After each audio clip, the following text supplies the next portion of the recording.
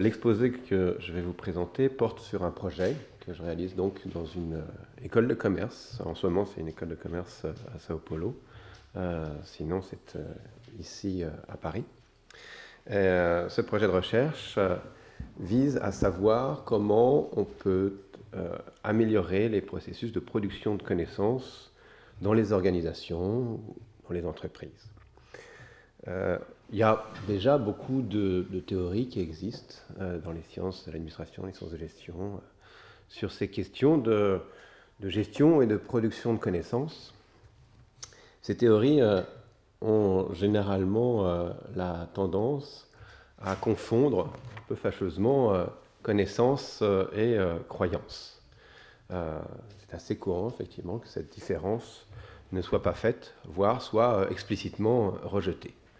Ce que j'essaye de faire avec ce projet, c'est de concevoir, toujours dans ce but de conseiller des organisations pour améliorer leur production de connaissances, de concevoir une théorie qui respecte cette distinction entre croyance et connaissance. Donc pour ça, je m'appuie sur l'épistémologie, et notamment sur les épistémologies sociales amélioratives.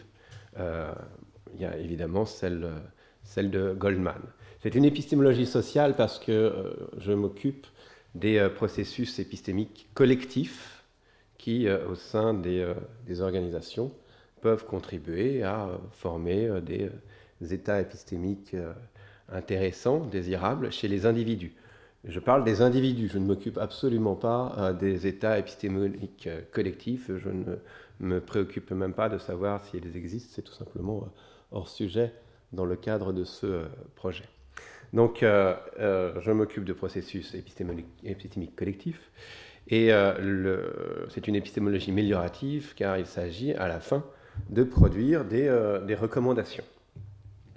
Et il s'agit de pouvoir effectivement dire à une organisation, si vous voulez avoir des processus plus efficaces, bien, il faut suivre telle ou telle recommandation. Quand j'ai commencé ce projet, et que j'ai essayé d'importer l'épistémologie sociale améliorative, notamment celle de Goldman, dans ce contexte, je me suis tout de suite heurté à un problème, qui est celui de l'infaillibilisme réflexif des épistémologues, ou ce qui me semble être quelque chose comme un infaillibilisme réflexif des épistémologues. Les épistémologues sont tout à fait prêts à discuter du faillibilisme de la connaissance, voilà, ces 2 journées en témoignent, mais cette discussion semble s'arrêter au seuil de la connaissance qu'ont les épistémologues de leur propre théorie. C'est le sentiment que j'avais en lisant un petit peu les critiques qui étaient adressées notamment à Goldman, lorsqu'il s'agit de savoir si l'on sait qu'une théorie épistémologique ou qu'une norme est correcte, sans que cela soit jamais explicite. Il y a une tendance à considérer qu'il faudrait être capable d'écarter absolument toutes les raisons qui pourraient invalider cette théorie ou cette norme. En resterait-il une seule qui pourrait menacer à la théorie, que la théorie est invalidée.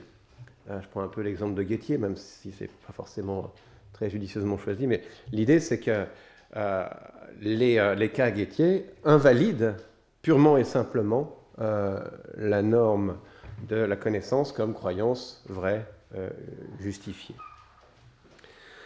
Ce n'est pas vraiment un problème pour l'épistémologie au sens classique, l'épistémologie qui n'est pas améliorative, parce que finalement on peut considérer que les discussions reposent sur des degrés de croyance plus ou moins élevés entre les épistémologues, qu'il y a des échanges, des opinions qui sont formulées, des arguments, que ces degrés de croyance effectivement évoluent au fil de ces arguments, que peut-être qu'un jour on arrivera à atteindre une véritable connaissance. C'est un problème très important dès qu'on parle, à mon sens, d'épistémologie améliorative, parce que là, il s'agit de produire des recommandations. Si je vais voir une organisation et que je lui recommande de suivre tel type de processus qui me semble correct parce qu'il est conforme à telle norme, je dois savoir que cette recommandation est correcte, donc je dois savoir que ce processus est correct, donc je dois savoir que cette norme est correcte. Je ne peux pas me contenter de dire quelque chose comme je sais que dans le cas où la norme déterminant la correction de ce processus n'est invalidée par aucune raison possible, alors ce processus est correct et ma recommandation est correcte. Si j'y vais comme ça devant une organisation, je risque de ne pas avoir beaucoup de succès. Donc si je veux considérer ce problème avec sérieux et si je veux considérer qu'il faut vraiment savoir que la recommandation est correcte pour pouvoir la formuler et l'adresser à l'organisation, une solution au moins, c'est tout simplement de rejeter explicitement l'idée d'infaillibilisme réflexif. Alors il y a peut-être d'autres stratégies, mais c'est celle que je propose de suivre et de discuter. Ce faillibilisme réflexif que je propose d'adopter pour une épistémologie sociale améliorative opérationnelle, je le formule de cette manière. Je dis que l'épistémologue a légitimement un sentiment de sécurité épistémique concernant la correction d'une norme, la norme qu'il va utiliser pour identifier le processus correct qu'il va ensuite essayer d'améliorer dans le cadre d'une organisation. Donc concernant la correction d'une norme, dans le cadre du domaine D, si et seulement si, dans ce domaine, aucune raison acceptable au tenté n'entraîne que cette norme est incorrecte. C'est inspiré un petit peu du contextualisme. Évidemment, le problème là, qui va se poser porte notamment sur l'acceptabilité des raisons qui peuvent rendre une norme incorrecte. Et je vais tâcher d'en parler après, en considérant la relation qu'il y a entre l'épistémologue et celui qui fait la demande d'une amélioration de son processus épistémique. Mais avant ça, je vais m'arrêter un petit peu sur cette idée de sentiment de sécurité épistémique légitime. Pourquoi est-ce que je parle de sentiment de sécurité épistémique légitime et pas de connaissance et d'une, parce que je peux, et de deux, parce que ça évite un gros problème. Je peux parce que dans le cadre d'une épistémologie sociale améliorative, le but du jeu, ce n'est pas de savoir si l'épistémologue sait, s'il s'agit d'une connaissance à propos de sa recommandation. C'est juste de savoir s'il est dans un état épistémique adéquat pour formuler cette recommandation. De même que pour celui qui va la recevoir, il ne s'agit pas de savoir s'il sait. Ce n'est pas le problème. Il s'agit de savoir, à nouveau, s'il est dans un état épistémique adéquat pour mettre en œuvre la recommandation. Le problème de la connaissance, là, dans le cadre d'une épistémologie sociale améliorative, ne se pose pas. Ce n'est tout simplement pas le but. On peut choisir d'autres états épistémiques. Et en l'espèce, il me semble préférable d'en choisir un pour éviter ces zones un peu dangereuses qui concernent la question de la faillibilité d'une connaissance, puisqu'effectivement, une connaissance faillible, pour reprendre l'expression de Lewis qui avait été citée hier, ça sonne quand même effectivement bizarre. Alors que l'idée d'un sentiment épistémique, sentiment de sécurité épistémique légitime mais faillible, ça me semble, en tout cas à mes oreilles, ça sonne moins faux. L'idée qu'on puisse on puisse se sentir en sécurité quand on adopte ou quand on formule une recommandation, on se dit bon, je risque pas grand-chose à la formuler, je pense que là je vais pas avoir d'accident épistémique, je vais pas me tromper, je vais pas avoir d'erreur, je me sens en sécurité. Et pour telle ou telle raison, ce sentiment me semble légitime, mais je n'exclus pas que des raisons puissent apparaître et montrer que finalement il y avait un problème avec cette recommandation. Donc je me sens en sécurité, ce sentiment est légitime, mais il est faillible. Je trouve que ça sonne moins faux que l'idée de connaissance faillible. Voilà, donc j'ai préféré adopter cet état épistémique, de sentiment de sécurité épistémique légitime, plutôt que celui de connaissance. En ce qui concerne maintenant la question la notion de domaine de validité, là c'est un petit peu au cœur de la proposition. Il s'agit de définir ce domaine comme l'ensemble des situations qui ne posent pas de problème, en fait, des situations où aucune raison ne vient invalider la correction de la norme que l'épistémologue peut employer pour identifier le processus correct qu'il serait amené à améliorer. Donc les individus les organisations qui reçoivent effectivement ces recommandations sont dans des situations particulières. Il peut s'agir d'un tribunal, d'une tour de contrôle, d'un laboratoire de physique, du service comptable d'une entreprise. Il s'agit de produire dans ces organisations des états épistémiques satisfaisants, mais ces états épistémiques et satisfaisants pour chacune de ces organisations ne seront pas forcément les mêmes et ne devront pas être produits par des processus épistémiques forcément identiques. Et les normes qui permettront de repérer les processus corrects ou incorrects ne seront pas nécessairement non plus les mêmes selon les différentes situations. Donc la première façon de définir le domaine où les normes que l'on va considérer pour produire une recommandation est valide, c'est en écartant les situations qui n'intéressent pas les organisations. Le juge dans son tribunal ne sera pas intéressé par les raisons qui pourraient rendre incorrecte une norme qui vaudrait dans un laboratoire de physique.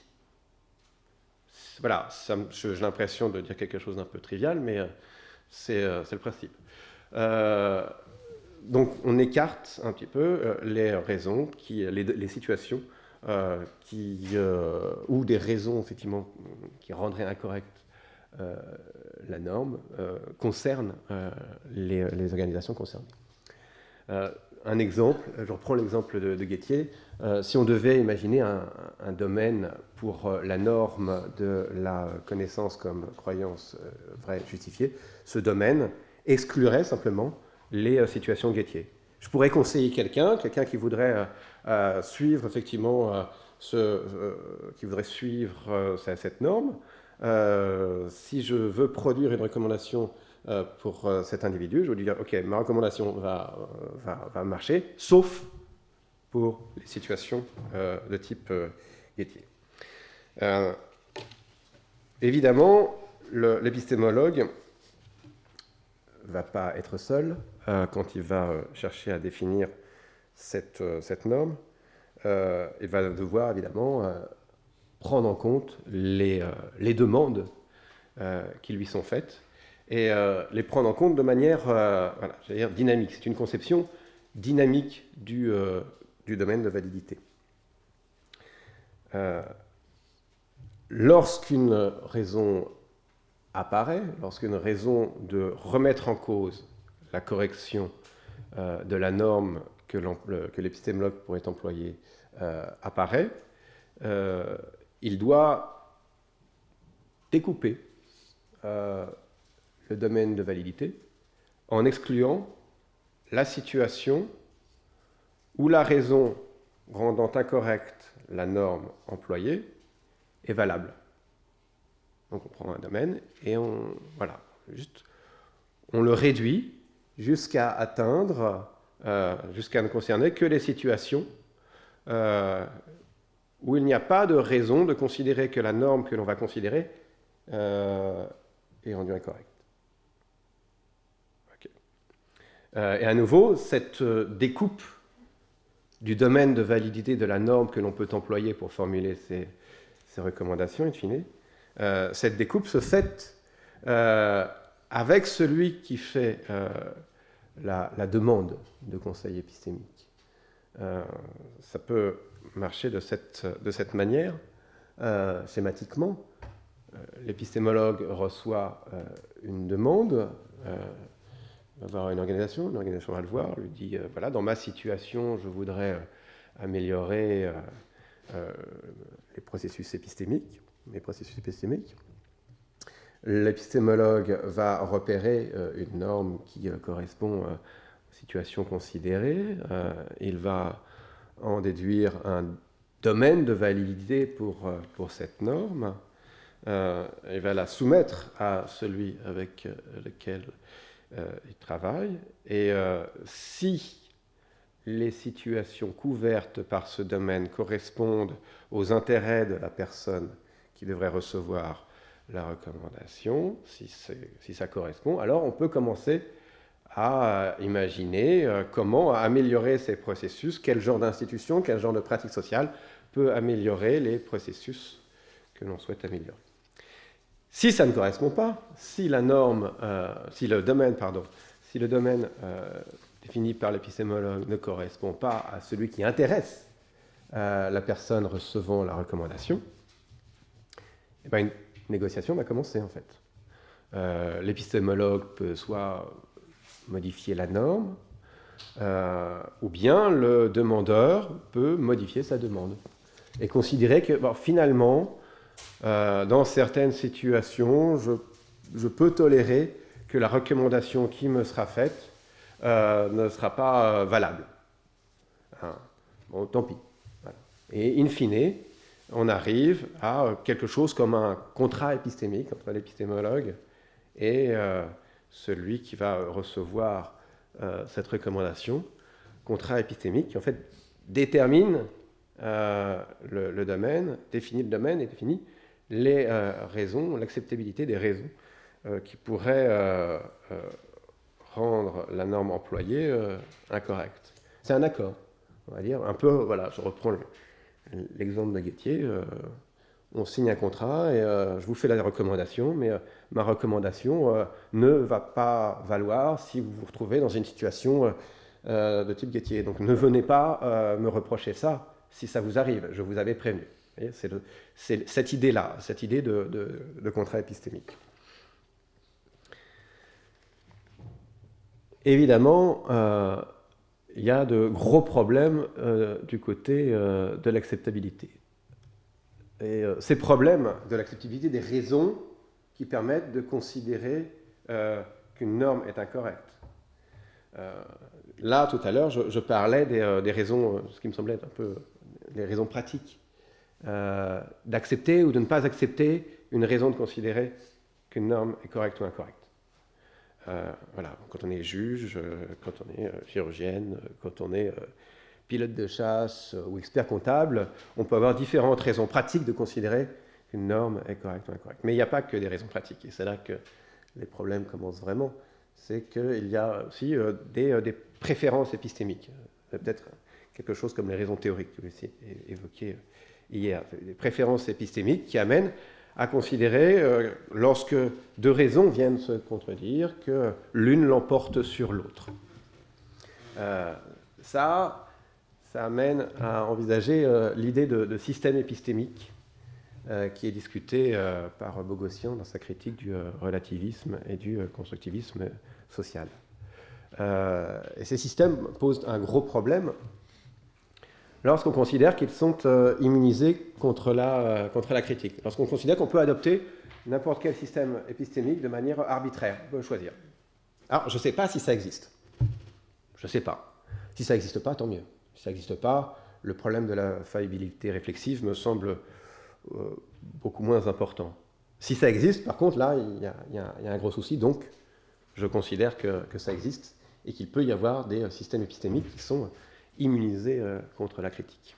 Dans ce cas-là, comment est-ce qu'on fait si on se retrouve avec un demandeur, une organisation ou un épistémologue qui adopte un système épistémique sceptique, il préfère effectivement toutes les raisons sceptiques lui semblent acceptables, donc voilà. Ou bien un anti-absolutiste épistémique, au sens de Bogossian, un anti-absolutiste épistémique, c'est quelqu'un qui considère qu'il n'y a absolument aucun fait absolu qui permettrait de considérer qu'un jugement épistémique est valable ou pas. Hein, donc qu'est-ce qui se passe si on rencontre quelqu'un comme ça? Qu'est-ce qui se passe si on rencontre quelqu'un qui adopte un système épistémique complètement douteux? Je ne sais pas, un raélien. Il faut savoir là comment on peut légitimement récuser ce genre de système épistémique.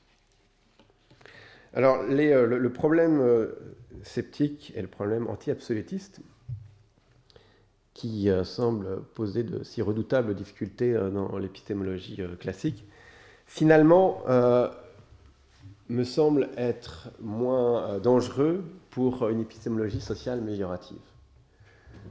Pourquoi ?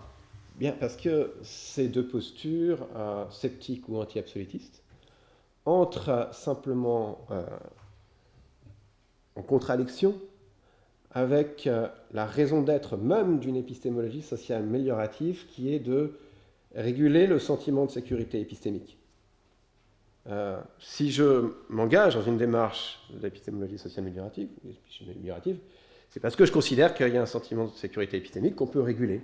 On peut voir effectivement dans quelles conditions on peut le rendre légitime. Dans ce cas-là, je ne peux même pas considérer l'anti-absolutisme ou le scepticisme, puisque eux, ils ne visent pas à la sécurité épistémique, ils visent l'inquiétude. Ce sont des postures qui inquiètent épistémiquement et pas qui sécurisent. Donc, dans le cadre d'une épistémologie sociale améliorative, où l'on considère qu'il y a un sentiment de sécurité épistémique possible qui peut être régulé, c'est juste qu'on ne peut pas accepter ces postures. Il faut simplement les écarter. Ensuite, on peut remettre en cause et discuter la légitimité de la démarche elle-même de l'épistémologie sociale améliorative. Ça, tout à fait. Mais dans le cadre de l'épistémologie sociale elle-même, améliorative, on ne peut pas. On doit accepter que ces démarches sont inacceptables. C'est tout à fait différent dans le cadre d'une épistémologie non améliorative, où là, la question, c'est de savoir justement s'il y a quelque chose, par exemple, comme un sentiment de sécurité épistémique légitime. Donc il faut tenir compte des arguments anti-absolutistes ou sceptiques. Là, il faut les discuter, puisque le but du jeu, ce n'est pas de réguler, c'est de savoir s'il y a quelque chose à réguler, ou s'il y a quelque chose. Donc, ces deux problèmes, dans le cadre de l'épistémologie sociale améliorative, à la différence de l'épistémologie classique, j'ai le sentiment qu'on peut les mettre de côté. Reste la situation où on se retrouve avec deux systèmes épistémiques contradictoires ou manifestement douteux. Là, c'est un peu plus compliqué pour une épistémologie améliorative. Pour essayer d'envisager une réponse, je vais retourner à un épisode historique qui est discuté par Bogossian. C'est celui de la réception par le cardinal Bellarmin, en 1615, des thèses de Galilée qui avaient été défendues par un autre ecclésiastique qui s'appelait Foscarini.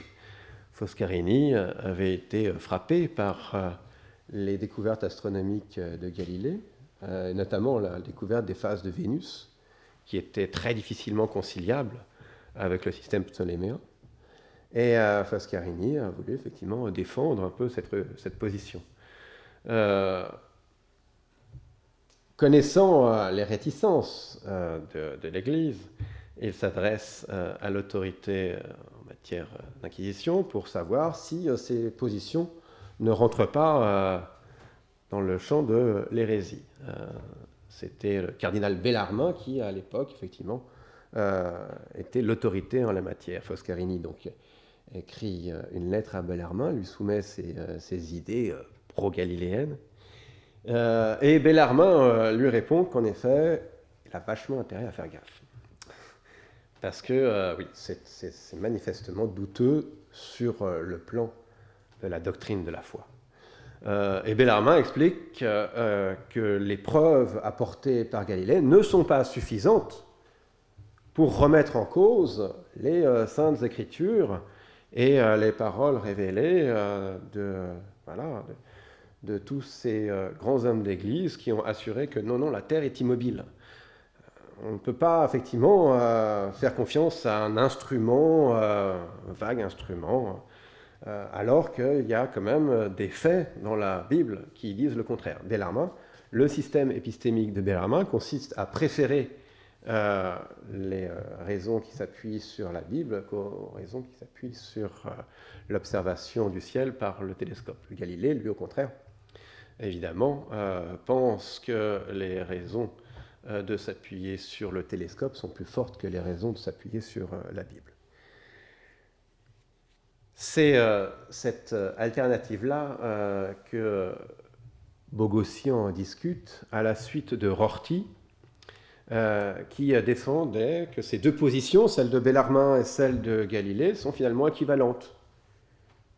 Pourquoi, effectivement, dire que faire confiance au télescope, ce serait plus valable que faire confiance à la Bible? Non, c'est finalement, voilà, les deux sont corrects, on peut effectivement choisir l'une ou l'autre. Et pour appuyer cette idée, il renvoie notamment à un décompte des travaux astronomiques faits à la fin du XIXe siècle par un certain Wolinski, et qui n'aurait repéré que 180 travaux coperniciens sur les 2330 travaux d'astronomie publiés entre 1543 et 1887. C'est assez troublant. Effectivement, là, si c'est vrai, les deux sont légitimes en fait.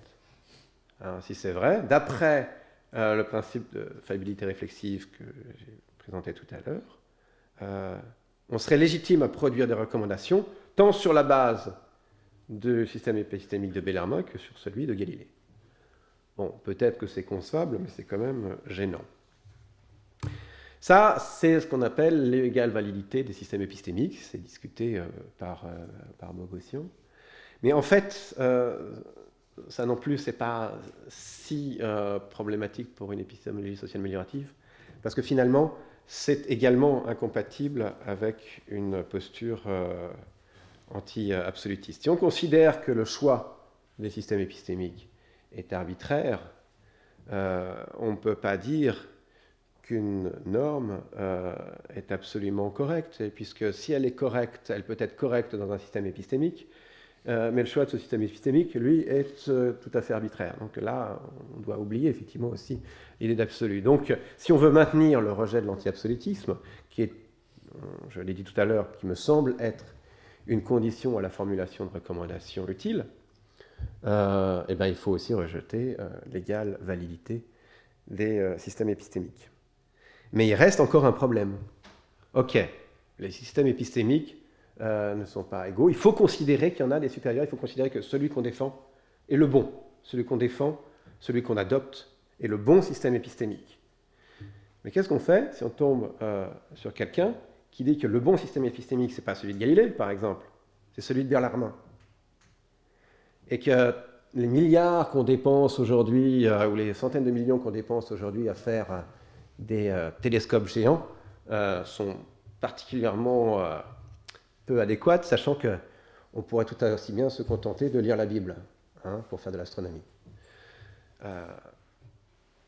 C'est évident que c'est absurde, mais qu'est-ce qui me permet, à partir de ce que je viens de dire, d'exclure cette possibilité? Là, ça semble difficile, parce qu'avec cette idée de faillibilité réflexive, je ne peux pas dire non, c'est faux. Ce serait totalement arbitraire. Je ne peux pas dire que non, c'est juste idiot. Mais peut-être que je peux trouver une réponse possible, justement en revenant à nouveau sur l'épisode historique. Parce que quand on y retourne, on réalise qu'en fait, contrairement à ce qu'affirme Horthy, et finalement, contrairement à ce qu'accepte Bogossian, Bogossian il répond à Horthy que finalement, on ne peut pas accepter son argument parce que les deux systèmes épistémiques, celui de Bellarmine et celui de Galilée, sont les mêmes, finalement. Ça revient au même parce que Bellarmine, il utilise aussi ses yeux pour lire la Bible, donc forcément, il fait confiance à ses sens. Je schématise évidemment, mais c'est l'idée, c'est qu'il n'y a pas de vraie différence entre les systèmes épistémiques. Mais il ne s'occupe pas de savoir si, du coup, le système épistémique de Galilée est supérieur à celui de Bellarmine ou pas. Alors qu'on l'a vu, c'est la question. Comment est-ce qu'on peut dire que le système épistémique de Galilée est supérieur à celui de Bellarmine? Et bien finalement, en regardant un peu ce qui s'est passé historiquement. Et historiquement, le système épistémique de Galilée a effectivement balayé celui de Bellarmine. Les historiens, il y a plusieurs situations, s'étonnent de la rapidité avec laquelle les savants de l'époque, et notamment les ecclésiastiques, ont accepté la valeur du télescope comme instrument épistémique, comme instrument pour apporter de la preuve, et ont finalement considéré qu'il était bien supérieur à la Bible. Alors évidemment, il y a le cas Bellarmine. Enfin, Bellarmine, c'est peut-être pas l'exemple à mettre en avant pour juger de la supériorité ou de l'égalité de ces systèmes épistémiques. Parce que Bellarmine, il avait quand même des intérêts politiques très forts à refuser désespérément la supériorité du système épistémique de Galilée. Mais dans les faits, il y en a un qui s'est imposé très rapidement, tandis que le système épistémique de Bellarmine a été très difficile à soutenir. Bellarmine, quand on lit sa réponse à Foscarini, on voit qu'il a recours à toutes les autorités possibles des Saintes Écritures pour dire que non, ça ne va pas marcher. C'était vraiment difficile de soutenir, après les observations de la phase de Vénus avec le télescope de Galilée, c'était vraiment très difficile de soutenir qu'un système épistémique comme celui de Bellarmine, en acceptant qu'il fût différent de celui de Galilée, d'accepter qu'il fût correct. Bon. Et c'est cette idée de difficulté qui me semble pouvoir résoudre ce problème qu'on évoquait tout à l'heure de la possible supériorité d'un système épistémique manifestement défectueux. Donc, je l'utilise comme critère pour déterminer si finalement le système épistémique que l'on adopte, pour déterminer si une norme est acceptable ou pas, qui elle-même va déterminer la correction du processus que l'on souhaite améliorer dans une organisation. Ce critère de légitimité me semble pouvoir résoudre la difficulté apportée par les systèmes épistémiques. Le suivant, c'est que l'épistémologue a un sentiment légitime de sécurité épistémique concernant la correction de son système épistémique, tant qu'aucun autre système épistémique ne pourrait être adopté avec moins de difficultés épistémiques. Alors, c'est une notion qui est tout à fait nébuleuse, mais qui donne l'intuition qu'il peut y avoir quelque chose, finalement, permettant de faire la différence. Et avec ce critère, là, on comprend que Bellarmine n'est pas épistémiquement légitime lorsqu'il conseille à Foscarini et puis à Galilée de la mettre un peu en veilleuse, pour le faire vite. Donc avec cette idée de difficulté, finalement, on arrive, me semble-t-il, à avoir un faillibilisme réflexif qui supporte cette idée de système épistémique. Au bout du compte, pour avoir un faillibilisme réflexif qui me semble marcher, en fait, et donc une épistémologie sociale améliorative qui pourrait être concrètement opérationnelle, je propose finalement donc de suivre ces trois règles. Tout d'abord, admettre qu'il existe quelque chose comme un sentiment de sécurité épistémique. Bon, sinon, on ne fait pas d'épistémologie améliorative. Ça me semble. Voilà. Et donc, pas d'anti-absolutisme et pas de scepticisme, pas de système épistémique incompatible avec l'idée même de sentiment de sécurité épistémique. Si on admet ça, il faut suivre la règle de minimisation de la difficulté épistémique à adhérer à un système, ce qui permet de comprendre qu'un système épistémique comme celui de Galilée, comme celui des Réaliens ou n'importe quelle secte pourrait être acceptable. Et si on accepte cette minimisation de la difficulté épistémique, ensuite, on doit définir le domaine de validité de la norme que l'on compte employer pour identifier les processus corrects que l'on compte améliorer dans le cadre de l'organisation que l'on souhaite conseiller. Voilà, je terminerai avec deux petits points. D'abord sur les enjeux pratiques de cette réflexion. C'est pas juste, effectivement, à mon avis, un débat théorique qui concerne les épistémologues, ça va beaucoup plus loin. Je suis effectivement personnellement concerné au quotidien par un relativisme tout à fait concret qui se manifeste dans les organisations. Il y a des théories et des cabinets de conseil qui vendent au quotidien du relativisme. Donc ça se sent et ça peut effectivement aboutir à de vrais problèmes et à de vraies difficultés pour beaucoup d'organisations. Et puis, deuxième point, c'est le premier là dans la liste, mais deuxième point, je voulais insister aussi sur l'idée que ces épistémologies sociales amélioratives, comme celle de Goldman, ne sont pas seulement une expansion, pour reprendre le terme de Goldman justement, de l'épistémologie classique. Il y a des spécificités. Il faut, je pense, les aborder pour elles-mêmes avec leurs caractéristiques propres, et je crois que c'est ce que montre cette question de la faillibilité réflexive, qui se pose spécifiquement pour l'épistémologie améliorative, alors qu'après, elle ne se pose pas pour une épistémologie classique. Je vous remercie.